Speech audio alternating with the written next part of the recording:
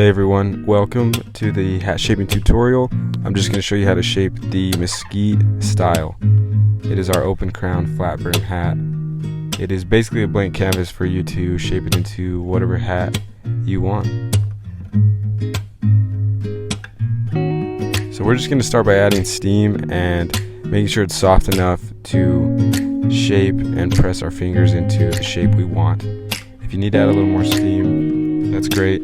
With the crown we can add quite a bit of steam so it gets soft. We want to make sure that our center line is lined up with the way it'll sit on our head, so that is kind of the first step. And I'm going to do a cattleman's crease here on the crown, so once I have that center line, then I'm going to go ahead and start doing the side dents.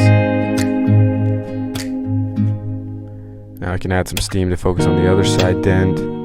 And I'm just gonna, press my thumbs in and kind of create that dent, kind of create the whole shape of it, and then we can smooth it out. Once we feel good about the crown, we can just kind of add those final touches, smooth it out, and then we can move on to the brim. We don't want to add as much steam to the brim because it can kind of get a wave to it, so be a little more careful with how much steam you're adding to the brim. Once it feels soft enough to curve, we can go ahead and start creasing it. I'm just going to use the flatter parts of my hands to turn it up. We can start turning it up as much as we need. I'm just going to do a classic rancher's crease, just smooth, progressive turn up on the sides.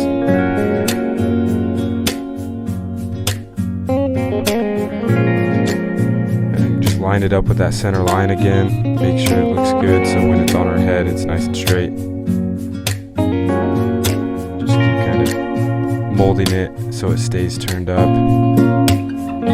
Check the lines, make sure you feel good about it. You can add some final touches. I'm also going to go ahead and line up the liner inside of the crown. And there we go. Depending on what shape you have, it's best to just set it down flat, whether that's on its crown or on the brim, just to let it stiffen back up, and you're good to go. Thanks for watching.